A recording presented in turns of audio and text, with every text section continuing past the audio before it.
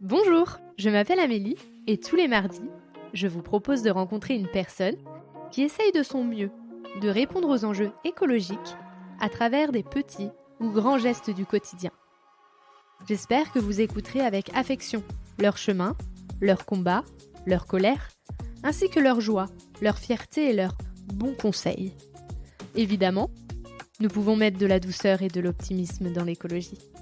À travers ces épisodes, je souhaite semer des petites graines qui permettront, évidemment, de faire éclore de nouvelles croyances.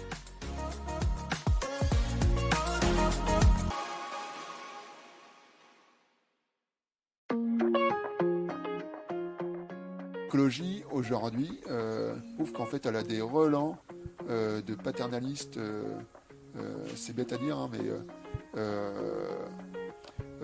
aujourd'hui, donc, quand on parle écologie, quand on veut parler de mobilité douce, cette écologie-là, elle est très très souvent pensée par et pour le mâle alpha blanc en pleine forme physique dans la trentaine, quarantaine.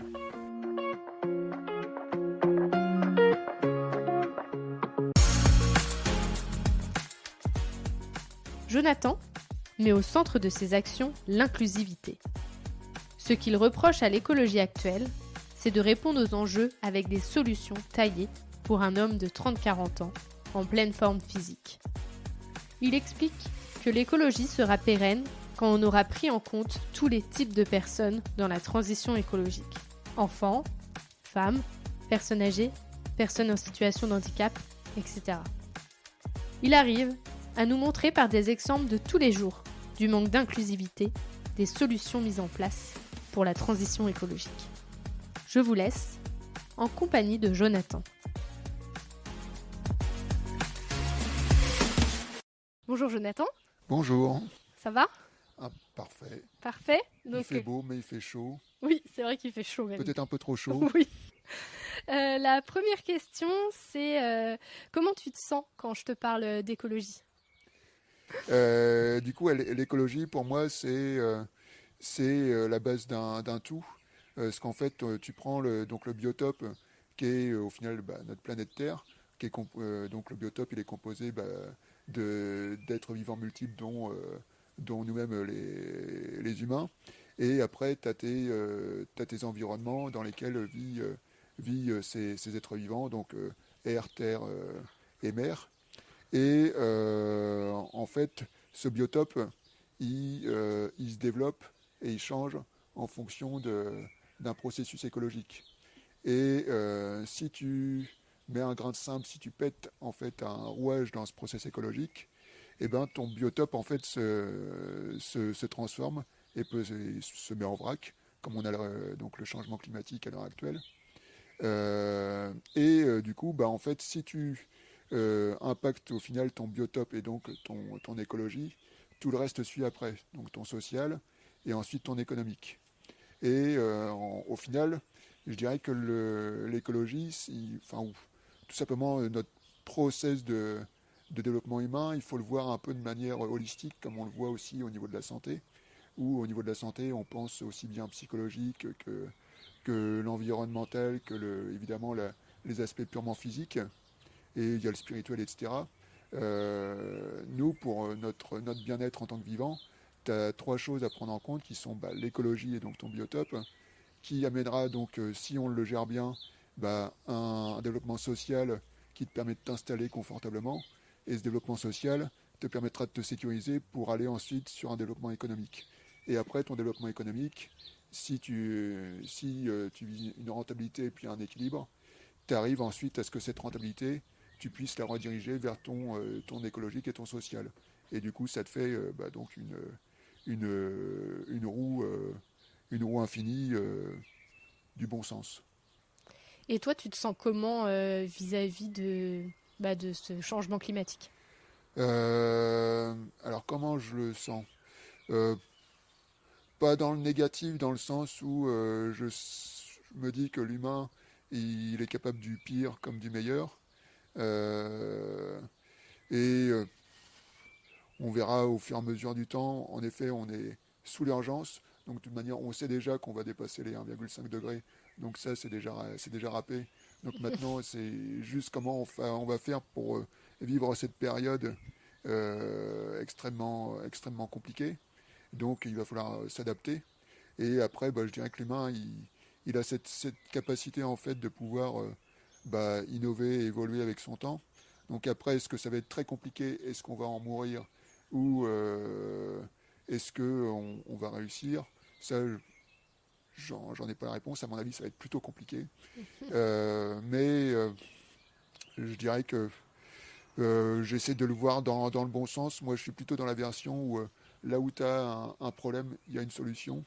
Donc, à mon propre niveau, j'essaie d'actionner différents leviers qui, certes, font l'effet colibri qui peut y avoir, mais on est obligé d'avoir un mouvement de masse pour avoir vraiment un réel changement. Mais au moins, dans ma tête, je me dis que je fais de mon côté mes gestes qui me semblent pertinents et que de toute manière, de toute façon, qu'il y ait un changement climatique ou pas, quand on est voué à mourir. Donc, peut-être que potentiellement, on va mourir plus rapidement. Ça va pas changer la face de la planète, quoi, en soi. Comment toi, tu te décrirais sous le prisme de l'écologie? Je dirais qu'en fait, comme je disais tout à l'heure, je suis plus dans le process de me dire là où il y a un problème, il y a une solution. Et donc, je suis vraiment dans ce genre de profil de personne où j'essaye de prendre le sujet voilà, en y réfléchissant et en faisant du test and learn aussi, en apprenant les choses, et sans non plus me morfondre dans les problématiques qui vont arriver ou qui sont déjà présentes. Et vraiment de me dire, voilà, moi de mon côté, j'aurais fait mes efforts. Je pourrais regarder, par exemple, mes nièces droit dans les yeux et leur dire, voilà, en effet, on va tous crever peut-être. Mais bon, de mon côté, en tout cas, j'ai fait ce que je pouvais pour que ça aille le mieux possible pour vous.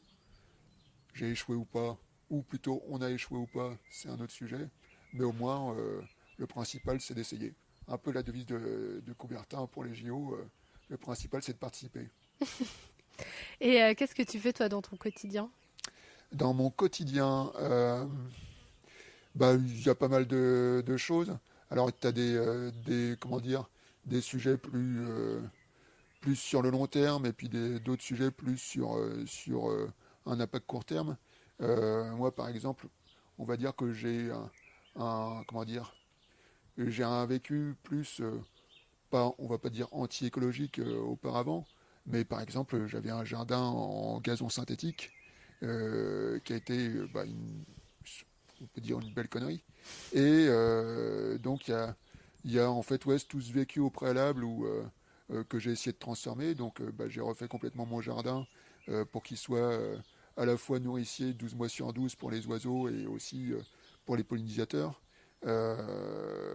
J'ai essayé de varier strate basse et strate haute aussi pour la végétalisation. Tu as du lombricompostage semi-enterré où en fait je mets directement mes déchets dans les lombricomposteurs qui nourrissent directement les plantes. Tu as le, le récupérateur d'eau de pluie pour être totalement autonome au niveau de mon jardin et puis de mes plantes intérieures.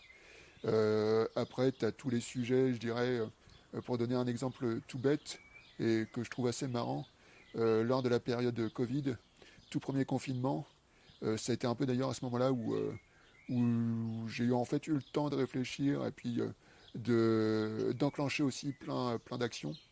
D'ailleurs, c'est à ce moment-là où en fait j'ai travaillé sur mon projet de reconfiguration complète de mon jardin, où en fait j'ai lu plein de bouquins, de magazines, des sites divers et variés pour voilà, comprendre qu'est-ce qui peut être pertinent comme plante par rapport à nos latitudes. Et donc au-delà de ça, donc premier confinement, tu te retrouves tout seul. Et à la base, j'étais avec un déodorant classique, entre guillemets, en spray, donc en soi bien dégueulasse pour la planète, avec tous les coffres que tu peux avoir dedans. Et je me suis dit, tiens, c'est le bon moment, on est en confinement, je vais changer de déodorant, parce qu'il faut savoir qu'en fait, quand tu changes de déodorant, tes aisselles en fait prennent un certain laps de temps avant de s'habituer en fait au nouveau process. Parce qu'en fait, elles doivent complètement se purger de tout ce qui est aluminium et autres qu'elles ont engorgé pendant un certain temps. Ok. Et donc, ça veut dire que pendant un certain temps, tu pues des aisselles. Ok. Et Donc c'est pas de la faute du nouveau déo en c'est fin de pas compte. du tout de la faute du nouveau déo. T'en Ok. as plein qui disent voilà, c'est le déodorant il marche pas. C'est pas ça, c'est juste qu'en fait tes aisselles elles sont en train de se réhabituer à une vie entre guillemets normale. D'accord. Et donc je me suis retrouvé tout seul à sentir mes aisselles qui fuient. Et puis au bout d'un moment, le hasard a bien fait les choses. Fin du premier confinement, mes aisselles sont habituées et le déodorant marche nickel. Et donc je suis passé sur un déo qui est pertinent en termes d'impact écologique, fait à base de produits naturels et autres. Ça c'est un exemple. Tu as aussi tout ce qui est énergétique où j'ai fait mon passage sur des fournisseurs d'énergie en local et puis donc sur de l'électricité verte et puis du biogaz. Euh, le passage au vélo aussi, où le hasard en fait du début du premier confinement a fait que juste avant, je recevais mon tricycle. Ça faisait des années que je n'avais pas fait de vélo.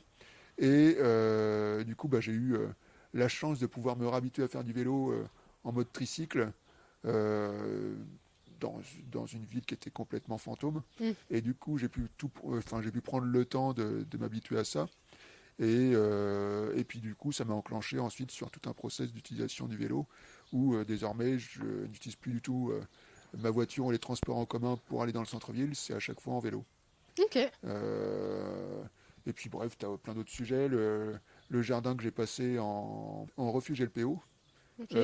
où donc là après, je dirais que c'est plus en fait de la communication pour les extérieurs, où j'ai donc une plaque à l'entrée de chez moi donc, qui indique que mon site est identifié comme refuge LPO.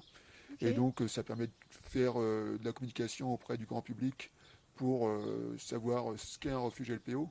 Et Et c'est puis, quoi un refuge LPO? refuge LPO, c'est tout simplement te dire que ton jardin est un sanctuaire pour toutes les espèces vivantes. Ça veut dire évidemment zéro traitement, que quand tu tailles tes plantes, tes arbustes, tes arbres, tu les fais hors saison de nidification. Tu fais en sorte que ton jardin en fait soit pas complètement cloîtré, c'est-à-dire que là tu vois j'ai refait complètement les palissades qui délimitent mon jardin et en fait il faut savoir que par exemple les hérissons ou tout ce qui est rongeurs et autres faune de petite taille sur des murets ou des grillages classiques en fait ils peuvent pas passer. D'accord. Et donc là, tout le pourtour en fait de mon jardin est au niveau comment dire, de la clôture est rehaussé, Mm. ce qui fait donc que tu as toute la faune qui peut tout à fait passer dans mon jardin sans contrainte. Ouais. Et puis ça veut dire aussi, comme je te le disais tout à l'heure, où mon jardin je l'ai fait en 12 mois sur 12 en tant que Mm. fournisseur d'aliments et de pollen pour toute la faune locale. Et donc c'est aussi tous ces petits gestes qui permettent d'amener tout un panel d'oiseaux aujourd'hui qui viennent faire des cuicuis dans mon jardin. Mm. Malgré Hulk, ton chien, qui Malgré peuvent leur Hulk, faire peur. elle est trop lente pour réussir à les attraper. Et donc toi, ton déclic, ça a été pendant le confinement ou Euh, ou tu l'as eu avant? c'est pas. En fait, j'ai réfléchi à ça quelques temps en me disant est-ce que j'avais eu un déclic à un moment donné. Et alors, le confinement, ça a été un accélérateur parce que ça m'a donné le temps, en effet, d'enclencher des actions.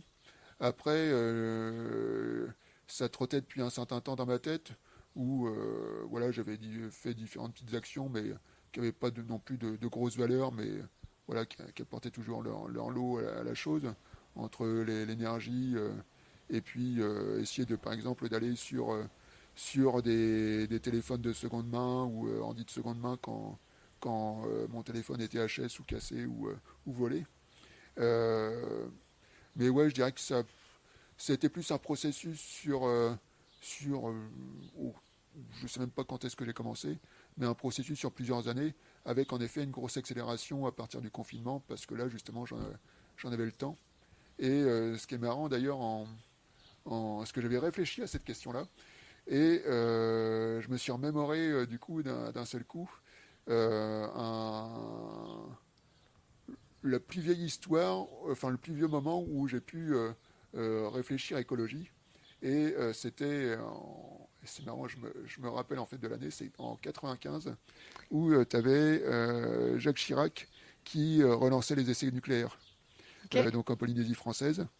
Et je me rappelle avoir une discussion dans le self avec un pote, et donc lui qui était en train de défendre le nucléaire, comme quoi voilà, enfin le nucléaire, je précise, donc le nucléaire dédié aux armées, donc qui n'est pas la même chose que le nucléaire dédié à l'énergie Ouais. électrique, et donc qui était en train de défendre ce nucléaire. Et moi j'étais dans la version où je me disais, bah, en fait, tu te rends compte des poissons là qui sont en train de se prendre des bombes atomiques. Si nous on était les poissons, comment on arriverait à supporter ça? Et donc voilà, c'est mon tout premier souvenir de moment où je me dis comment ils réagiraient les poissons si on leur faisait ça, et comment nous on réagirait en tant que poissons Hmm. si on avait cette bombe atomique sur notre tête. Ok.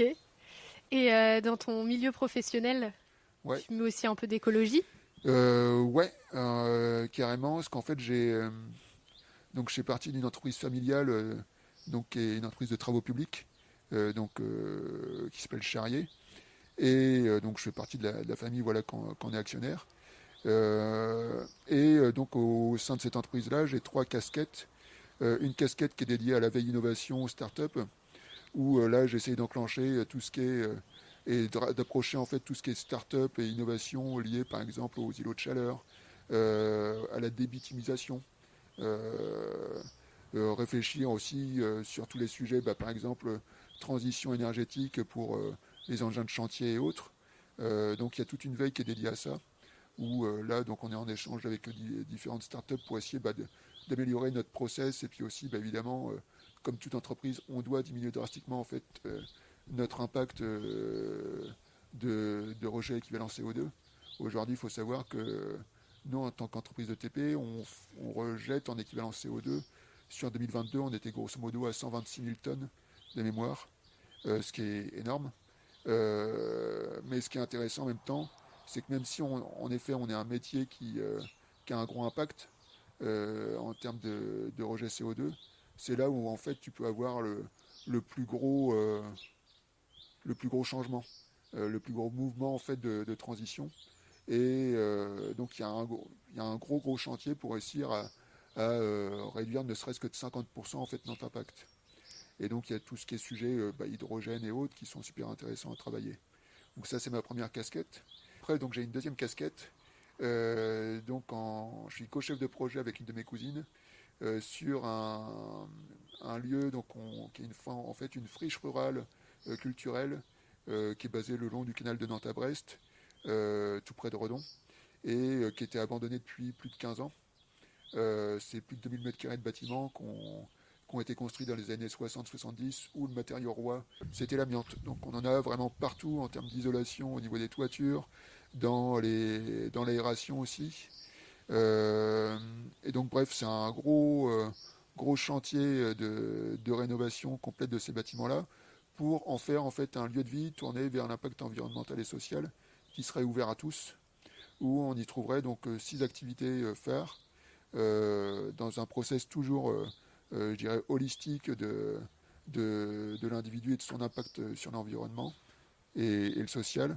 Donc premier pilier, c'est d'avoir un centre de santé holistique ou centre de santé global en fonction de ses desiderata dans le terme, où en fait tu vas avoir un lieu qui va répondre à la fois à la problématique de désertification médicale, donc avec de la médecine conventionnelle, mais aussi répondre aux nouveaux enjeux de santé holistique, où on va avoir de l'acupuncture par exemple, de la phytothérapie, euh, du, du kiné sur des différentes nouvelles méthodes, de l'ostéo, bref, des méthodes, des médecines traditionnelles, voire médecine chinoise ou autre, qui vont répondre entre autres aux problématiques de post-AVC, post-cancer, post-burnout, qui sont des 3 grosses problématiques de notre siècle, et donc qui vont traiter en fait la personne aussi bien en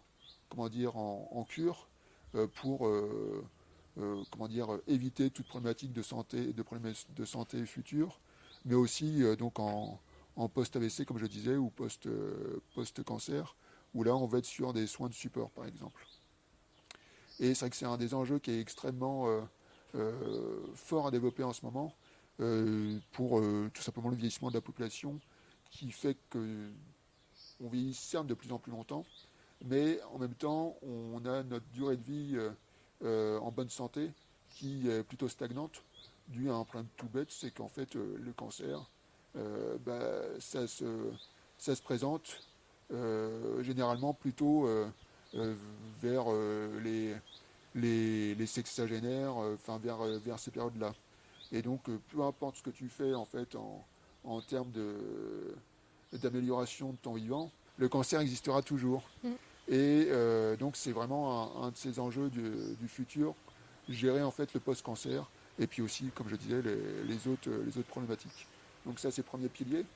Deuxième pilier, où on veut faire un lien avec la santé de tous les jours, où on aurait un espace bien-être dédié à tout ce qui est sport doux, type yoga, pilates, et aussi du sport doux inclusif. Donc donner la possibilité en fait à des personnes avec un handicap X ou Y de pouvoir accéder au sport de manière facile. Donc ça, c'est les deux, on va dire, piliers du pôle santé. Et à côté de ça, du fait que le centre de santé, par exemple, va faire de la cure, il y a un besoin d'hôtellerie et de restauration.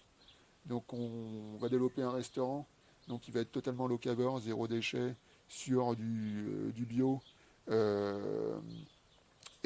Donc on vise entre autres le triple macaron écotable, qui est en fait un label le plus connu sur les enjeux environnementaux dédiés à la restauration. Ce restaurant-là, il sera appuyé par une micro-ferme en méthode bio-intensive. Alors dans bio-intensif, il y a le terme intensif, mais qu'il ne faut pas prendre dans son mauvais côté, parce qu'en fait c'est une mauvaise traduction de la méthode de Jean-Martin Fortier, qui est donc la personne qui a développé cette méthode-là. Donc le bio-intensif, ou autrement appelé en anglais biological intensivity, c'est-à-dire qu'en fait on redonne de l'intensivité au biologique. Donc c'est en fait tout simplement redonner de l'intensivité au sol et à la nature. Et donc cette méthode-là, en fait, elle vient tout simplement des maraîchers du 19e siècle parisiens, qui arrivaient à fournir en fait en quantité suffisante, largement, en fruits et légumes, toute la population du Paris, qui était en train de se développer très fortement au cours du 19e siècle, sans avoir besoin à tout ce qui est pesticides chimiques pour tout simplement le sol et puis les plantes. Donc là, on aura, donc comme je disais, une micro-ferme d'environ 1 hectare sur cette thématique-là. L'hôtel, on sera donc sur un hôtel écologique, avec une particularité, c'est qu'on sera aussi un hôtel totalement inclusif. Et donc, hôtel totalement inclusif, ce sera tout simplement le premier d'Europe qui existera sous ce principe-là, pour répondre tout simplement à un enjeu qui est en fait le vieillissement toujours de la population, où en fait on n'a pas le choix, la population vieillit, a vieilli en plus elle vit de plus en plus longtemps. Pour autant, il y a toujours cette envie de partir en vacances.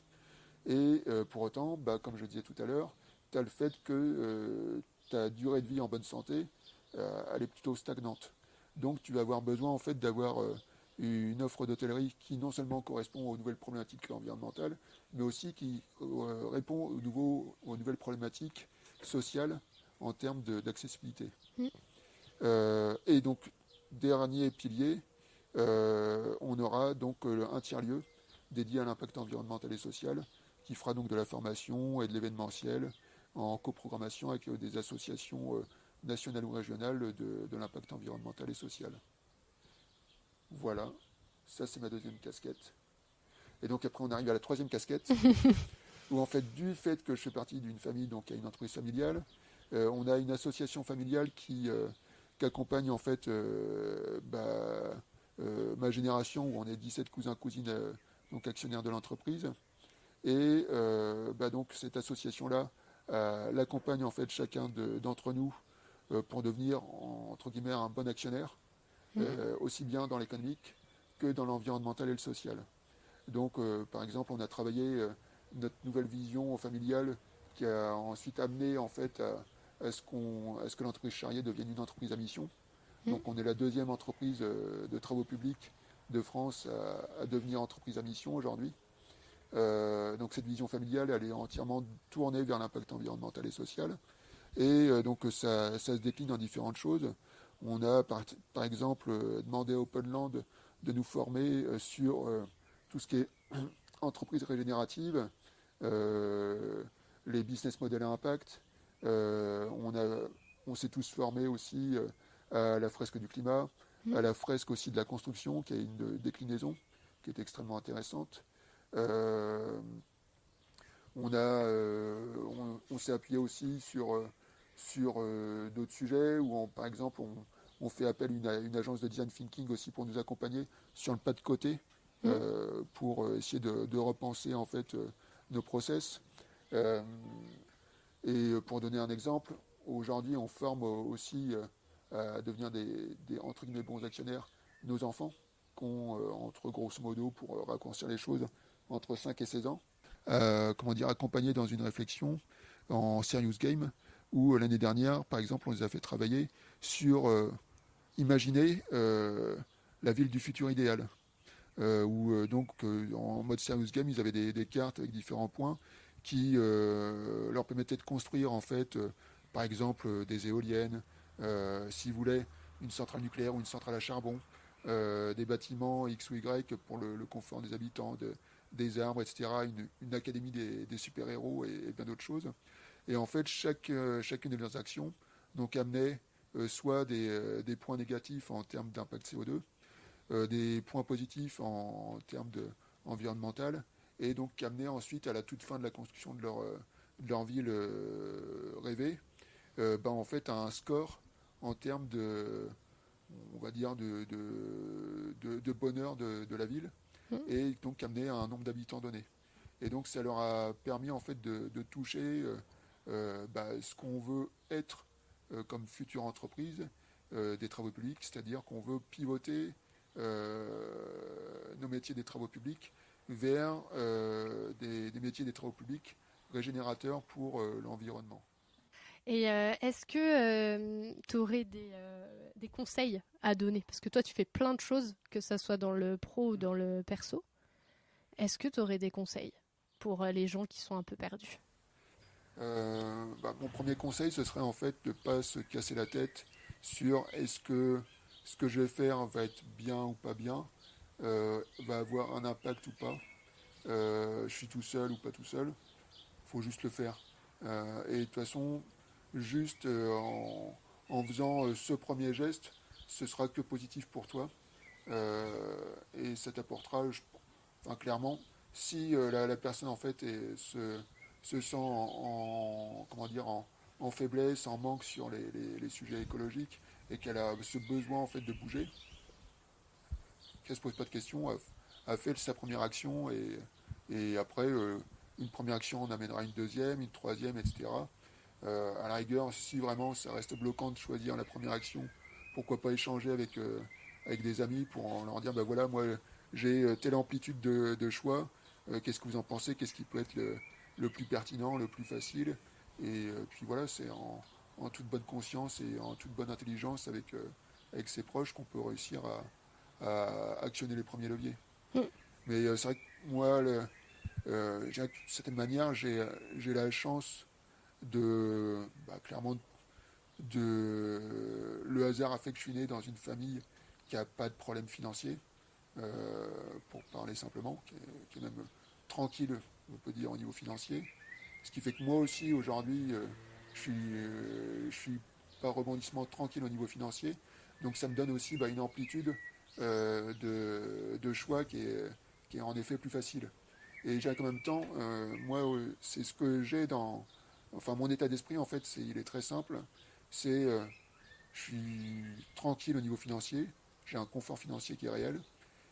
En ce sens-là, je me dois, en fait, du fait de mon confort financier, de faire beaucoup plus que n'importe qui d'autre. Mm. Parce que j'ai la tranquillité d'esprit de pouvoir actionner nettement plus facilement n'importe quel levier. Et de toute manière, n'importe quelle personne qui a un confort financier plus élevé par rapport à l'individu moyen, de toute manière, a une émission en termes d'équivalent CO2 qui est nettement plus forte. Donc c'est ces individus-là, en premier, de toute façon, qui doivent agir. Mm. Euh, donc voilà, il y a plein de choses à faire. Et je dirais même qu'il y a une chose qui est peut-être la plus simple à faire, entre guillemets, euh, parce que, par exemple, devenir végétarien ou autre, c'est tout un chamboulement aussi de vie. Si on adore manger, etc., ça peut être plus complexe. Mais il y a toute la partie financière, même quand on a des petits moyens, qui est super intéressante. Il y a pas mal d'études qui sont sorties en fait sur les équivalents CO2 émis en fait par l'argent en fait qu'on a dans les banques, dans les grandes banques classiques.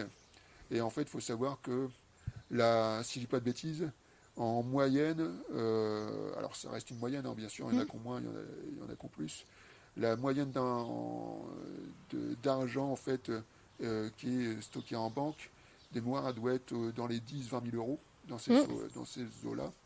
Et ces 10-20 000 euros, en fait, ça représente grosso modo notre équivalent en impact CO2 d'une année.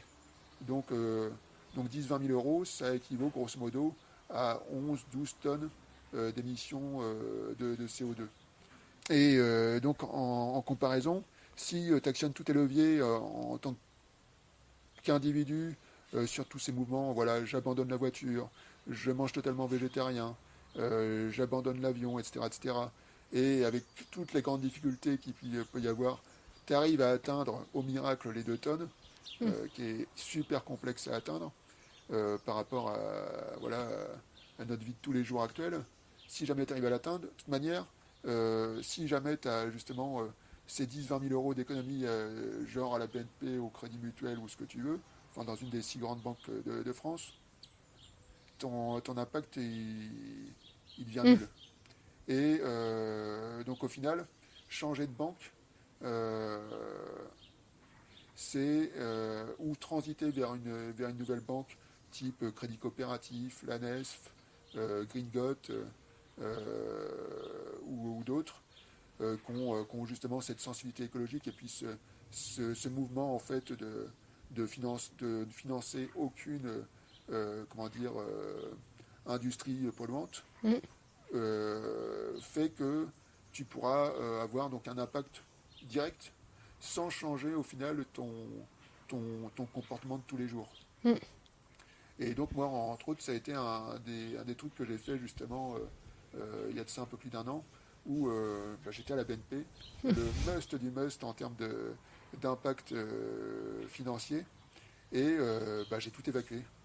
J'ai tout évacué de la BNP, j'ai coupé ma carte BNP, j'ai fait un super post LinkedIn d'ailleurs là-dessus, où on m'a traité d'éco-terroriste en ayant coupé ma carte BNP pour passer donc chez Crédit Coopératif et en même temps tester Gringot. Et puis en même temps, voilà, j'ai des moyens financiers qui sont confortables. Et donc j'ai en même temps mis des billes dans des projets sur l'ITA par exemple, où tu peux avoir des projets de start-up dédiés à l'impact, mais aussi d'entreprises de tous les jours qui sont en train de transiter et donc qui ont des besoins financiers et donc qui font appel au processus du crowdfunding sur l'ITA. Et donc voilà, j'ai mis des billes sur des sujets comme ça. Je suis devenu actionnaire de Gringot quand ils ont fait une levée de fonds. Et j'ai essayé en fait d'épurer tout ce côté en fait financier qui aurait pu avoir un impact négatif. Ok. Et ça, au final, une fois que tu l'as fait, euh, dans ta vie courante, ça ne change rien. Mm. Tu payes toujours avec ta carte bleue, sauf que c'est la carte d'une autre banque. Ouais, toi, j'ai l'impression quand même que tu lis beaucoup l'écologie avec la justice sociale et l'inclusivité. Ouais, Et que c'est un peu ta bataille, quoi. ouais. C'est vraiment ces deux choses qui sont liées. Ouais, en effet, ouais, pour moi, l'écologie, aujourd'hui, je trouve qu'en fait, elle a des relents de paternalistes. C'est bête à dire, hein, mais euh, aujourd'hui, donc, quand on parle écologie, quand on veut parler de mobilité douce, euh, cette écologie-là, elle est très très souvent pensée euh, par et pour le mâle alpha blanc en pleine forme physique dans la trentaine, quarantaine. C'est-à-dire que, par exemple, moi, donc voilà, avec mon handicap, j'ai un tricycle. Il y a de ça pas très longtemps, j'ai pris mon tricycle pour aller à la gare de Nantes pour faire un trajet pro sur Paris. Tu as un superbe parking à vélo sur l'entrée Mm. nord de la gare, où tu as de mémoire plus de 600 places, Oui, 600 oui, ou c'est assez 700. énorme. Ouais. Voilà.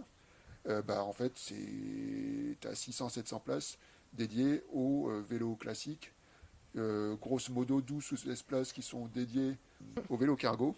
Et en fait, tu as zéro place dédiée vélo, entre guillemets, PMR, vélo Ok. handicap. Et ce qui est marrant, c'est que si tu fais un parallèle, la voiture, la voiture, tu as une législation qui fait que pour tant de places de parking voiture, tu as X places en fait dédiées au handicap.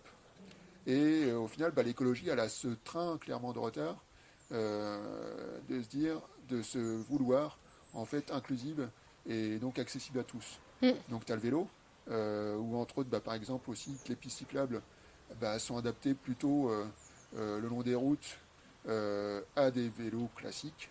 Mm. Tu prends un tricycle, donc il y a deux roues arrière ou deux roues avant. Souvent, en fait, les bords de route sont en pente ou tu as aussi une petite partie en pavé. Mm. Et ben tu roules là-dessus avec un tricycle, donc une roue sur la route et une roue sur les pavés. C'est une horreur totale. Le moindre geste en fait peut te faire partir en vrac. Évidemment, bah, les pistes cyclables sont très souvent les plus défoncées. Mm. Tu prends le trajet route de Rennes jusqu'au château des Ducs de Bretagne. T'as t'as pas un mètre où en fait c'est pas défoncé quoi. Donc c'est un véritable vibromasseur sur place ton vélo. C'est une horreur.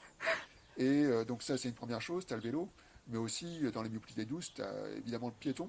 Mm. Le piéton, vieillissement de la population toujours présent. Une personne âgée ou une personne qui va avoir des difficultés de mobilité, elle va traîner plus facilement les pieds, être plus lente. Pour autant, on adore les pavés. Mm. Quand on veut justement péter le bitume, soit on met rarement en fait encore aujourd'hui de la végétalisation pour se déambuler, on met plus facilement du pavé. Le pavé, c'est très charmant pour l'individu lambda qui est en pleine forme physique. Mm. Par contre, c'est la hantise totale des personnes âgées ou des personnes qui peuvent traîner les pieds. Tu peux très facilement t'accrocher le pied et Mm. ensuite, quand tu chutes sur un pavé, c'est encore plus douloureux que sur un trottoir classique. Parce que là, tu as plein de rebonds et autres, tu as des angles, etc. Et au-delà de ça, en termes de comparatif, tu prends par exemple, euh, toujours pour les pavés, une femme qui va être en talon haut. Mm. Talon haut, c'est pareil, c'est une horreur. Ouais, j'ai pensé à ça Ouais. quand tu l'as dit. Et au final, tu te rends compte qu'il y a certaines réflexions qu'on pourrait avoir en prenant le paroxysme donc voilà, d'une personne âgée, d'une personne en fauteuil roulant ou de ne sais quoi d'autre, qui peuvent au final avoir un impact bénéfique pour toute la population. Mm. Donc les pavés, si tu les supprimes, eh ben, une personne à talon haut, elle n'a plus de problème. Une personne qui trimballe son enfant en poussette, c'est 100 fois plus simple. Mm. Parce qu'au final, une poussette, c'est grosso modo un mini fauteuil roulant Mm. qu'on pousse. Autre exemple, toujours sur les mobilités des douces, bah, toujours si tu veux en fait évacuer les voitures du centre-ville, comme beaucoup de métropoles le souhaitent pour les prochaines années ou jusque vers 2030, vieillissement de la population toujours, on est plus lent à se déplacer. Pour autant, il y a toujours un truc qui existe, c'est les envies naturelles. Envie de faire pipi, envie de faire caca. Et bien pour autant, tu as de moins en moins de toilettes publiques. Oui. Ce qui fait qu'aujourd'hui, tu as déjà des études qui sont sorties depuis des années et des années, qui prouvent qu'en fait, tu as tout un panel de personnes âgées qui sont en stress en fait de sortir de chez elles et d'aller, je sais pas, déambuler dans le centre-ville ou faire les magasins, juste pour une seule raison, c'est qu'elles savent pas où est-ce qu'elles pourront aller pisser. Ok, je savais pas. Et au final, tu as la même problématique, d'une certaine manière aussi, toujours pour les parents qui sont avec un enfant en bas âge, tu as le besoin de changer Mm. l'enfant, bah, tu n'as pas envie de le changer entre deux armes sous les yeux de tout le monde, pour une majorité de la population, ou tu n'as pas non plus envie de le faire quand tu as des toilettes publiques, dans des toilettes qui sont dégueulasses. Mm. Et donc en fait, tu as tout ce process d'écologie, de mobilité douce et autres, qui doit être pensé de manière inclusive, Mm, ce qui mm. n'est absolument pas le cas aujourd'hui. Et si, à partir du moment où tu penseras l'écologie de manière inclusive, là, tu pourras te dire qu'en fait, ton écologie, elle est pérenne. Parce que, tout simplement, on est tous voués à vieillir, on est tous voués à être à un instant X ou Y, ce qu'on appelle une personne à mobilité réduite. Et dans les PMR, tu as aussi bien, certes, les grands classiques que tout le monde connaît, qui sont fauteuil roulant, je sais pas, une personne avec une jambe amputée ou autre, mais aussi, tu as aussi, t'intègres dedans toutes les personnes qui sont donc des parents avec poussette, une personne qui peut être aussi bien aveugle, mais aussi une personne qui va avoir tout simplement, qui va être presbyte ou myope. Myope, quand tu es dans, ou presbyte d'ailleurs, quand tu es dans un restaurant avec une lumière tamisée, pour lire la carte, tu t'amuses. Mm. Et bref, tu as tous ces petits gestes qui peuvent être super intéressants pour pouvoir avoir une véritable société écologique et inclusive. Ok, c'est ultra intéressant. J'avais jamais pensé à l'écologie de cette manière et je trouve ça très malin en fin de compte. Ouais. Et donc ma dernière question pour finir, mais tu l'as un peu dit quand même tout le long de l'épisode, mais c'est pour résumer. Qu'est-ce que l'écologie pour toi? L'écologie, bah, pour moi, c'est quelque chose qui fait partie d'un tout. Et donc, ça fait partie d'un process holistique où l'écologie fait partie d'un des rouages. Et si ce rouage d'écologie pète, tout le reste, en fait, s'effondre. Et au-delà même de ce process holistique où ça fait partie d'un des rouages, pour moi, l'écologie est le rouage principal. Parce qu'en fait, sans écologie, t'as pas de biotope. Mm, T'as pas de biotope, t'as pas de social, t'as pas de social, t'as pas d'économie. mm, Et donc, si t'as pas d'économie, bah t'as plus rien quoi. mm. Enfin, si t'as pas d'écologie ou si t'as plus rien. Mais en fait, ce que je veux dire, c'est que souvent, voilà, je fais partie d'une entreprise familiale où on a eu la culture, le dogme, on nous a rentré ça dans la tête. Il faut pousser au maximum la rentabilité économique. Mm. Il faut être super rentable pour la pérennité de l'entreprise. Bah, au final, non. Aujourd'hui, cette rentabilité économique au maximum, ça nous a amené en fait sur la problématique qu'on a aujourd'hui, c'est-à-dire le dérèglement climatique. Et au final, si on veut avoir des sociétés pérennes, par société j'entends donc entre autres les entreprises, pour ceux qui ont cette difficulté-là, de faire le pas de côté, si on veut donc une entreprise pérenne, eh ben, il faut se poser les bonnes questions et se dire que bah, la rentabilité, en effet, ça a un intérêt pour le processus holistique complet, parce Mm. qu'en fait, la rentabilité permettra de financer des mouvements écologiques et sociaux pour accélérer encore plus le sujet et bonifier le sujet écologique et social. Mais au-delà de ça, il ne faut pas pousser en fait la rentabilité économique à son paroxysme. Il faut justement accepter en fait de diminuer sa rentabilité euh, pour justement avoir une rentabilité environnementale et sociale. Mm. Et c'est ce qu'on appelle en fait le triple capital, où tu as donc une mouvance qui est en train de se développer, où bah voilà, un expert comptable, un rapport comptable, enfin voilà, un dossier financier doit aujourd'hui, il y a le souhait en fait de voir apparaître aujourd'hui ce triple en fait exercice comptable où en fait tu vois en fait en fait ta charge en financière en tant que telle, mais aussi tu vois ta charge, ton impact au niveau social et au niveau environnemental. Et donc après, tu arrives à en fait avoir un résultat net qui mixe à la fois le résultat net de ton impact écologique le résultat net de ton impact social et le résultat net de ton classique sujet économique. Et donc il faut vraiment qu'on aille vraiment sur ce triptyque-là, ce triple capital pour pouvoir avoir en fait une société économique qui soit pérenne et qui soit en fait en fusion, si je puis dire, avec la problématique écologique et sociale. Et je ferai juste un petit parallèle. Euh, Souvent en fait, ce qu'on appelle les business angels ou les entreprises, quand elles veulent investir dans une start-up X ou Y, elles se heurtent souvent à des fondateurs qui sont en train de se dire alors, cet investisseur-là, il veut mettre 500 000 euros, mais pour 500 000 euros, il veut tel pourcentage dans la boîte, mais en fait, ça me titille parce qu'en fait, je vais réduire mon, Mm. mon pourcentage au niveau du capital. Et donc souvent, en fait, tu as une petite guéguerre qui se fait entre donc, ces investisseurs-là et les fondateurs qui sont en train de pigner en fait sur un petit pourcent, sur 2% et autres. Et les investisseurs leur disent tout le temps, enfin ou très souvent, mais tu sais, moi, au-delà de la monnaie, du fric que je t'amène, les 500 000 euros par exemple, bah, je t'amène un réseau. Je Mm. t'amène en fait une connaissance, des expertises. Mm. Et donc, ils sont en train de donner en fait aux fondateurs de cette startup X ou Y euh, un élément holistique. C'est-à-dire, il ne faut Mm. pas que tu vois au-delà du financier, Mm. il faut que tu vois en fait ce que je peux apporter au-delà de Mm. ça. L'aspect social que donc, par exemple, donc le réseau que tu apportes. Et ben moi, je dis à ces investisseurs-là, bah, vous avez en fait cette capacité de penser holistique pour ce sujet-là, penser holistique aussi sur votre impact.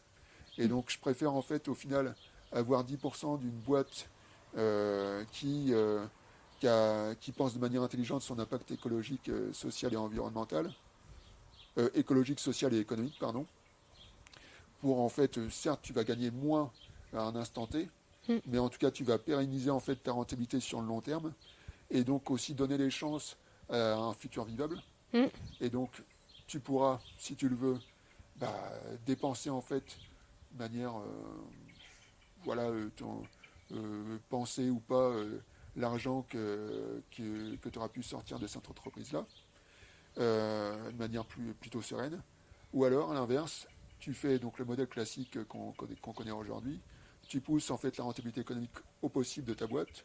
Certes, tu vas gagner plein de fric, sauf qu'à un moment donné, en fait, ton univers, ton biotope, bah, il va dire stop. Et donc, par exemple, ta maison à la Baule bah, va être sous l'eau. Euh, ton avion, potentiellement, je dis au hasard, qui te permet aller hop, en Polynésie française, bah, la Polynésie française, tu n'auras plus grand-chose. Complètement, ça me fait penser, là, tu as eu un reportage hier sur Saint-Pierre-et-Miquelon, où tu as le village de Saint-Pierre qui va en fait se faire délocaliser sur plus en profondeur des terres de l'île de Saint-Pierre pour pouvoir tout simplement toujours exister. Et Ah donc, ouais. ouais. Et donc, bref, en fait, tu peux dire en effet que donc, tu vas garder tout ce confort là économique à un instant T, mais ensuite tout va s'écrouler. Et Mm. donc, tout l'argent que tu auras gagné en y crachant toutes tes dents, en te coupant de ta famille potentiellement aussi, il ne te servira plus à rien quand tout sera écroulé, quoi.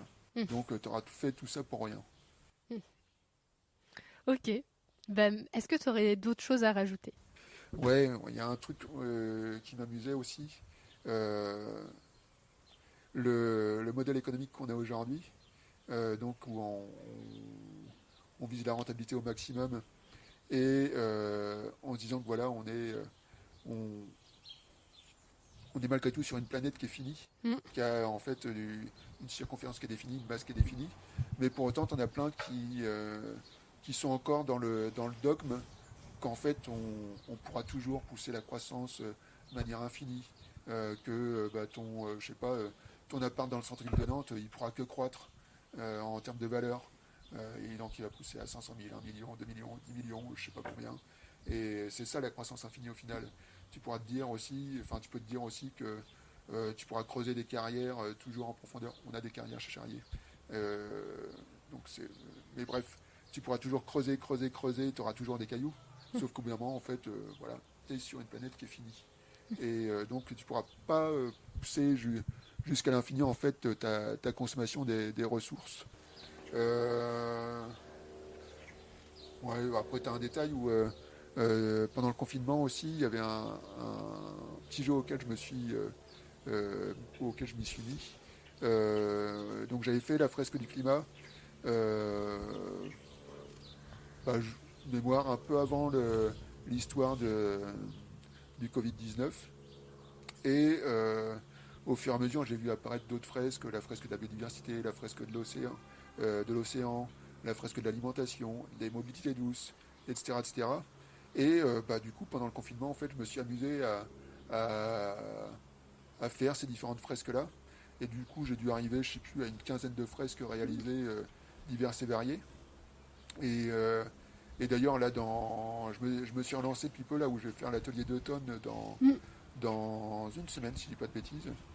Et en fait, ce qui était assez intéressant, c'est... alors même si, d'une certaine manière, tu le sais, en fait, que tu fais partie d'un tout, tu as en fait un regard... Enfin, ces fresques-là, en fait, t'amènent à te regarder par-dessus l'épaule et de voir ce que tu es au final au sein de ce monde-là.